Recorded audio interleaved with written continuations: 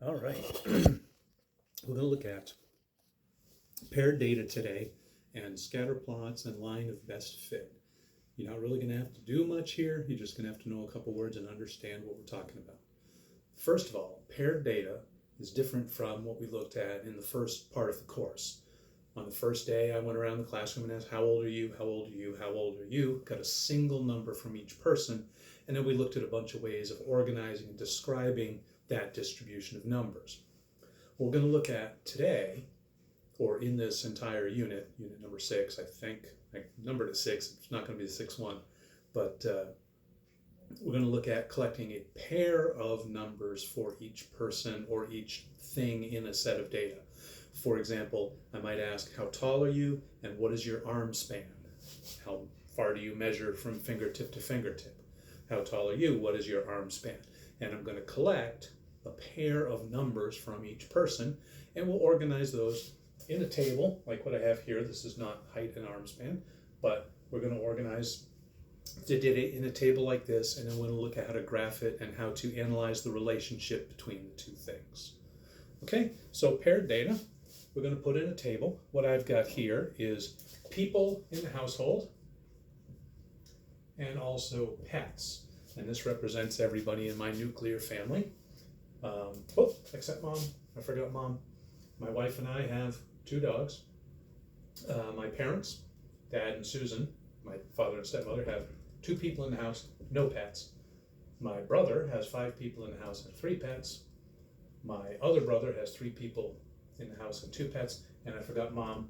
Mom lives alone and has 0 pets. Okay, so there's paired data for each household. I've got people first, and then pets. And I want to look at the relationship between these two things. So I'm going to draw what we call a scatter plot. Scatter plot, which means I'm going to represent each pair of data with a dot, just like graphing an XY coordinate in the algebraic plane, or in the XY plane. So just think of that as 2, 2, 2 people, 2 pets. You'll get 2 people, 0 pets, 5 people, 1, 2, 3 pets, 3 people and 2 pets, and then there's 1 person and 0 pets. Now, what does it look like the relationship, in my family anyway, between people and pets is? It looks like we've got a little bit of an upward sloping cluster of points here, which might lead you to believe that the tendency is more people, more pets, fewer people, fewer pets. We're going to look at that in future lectures here.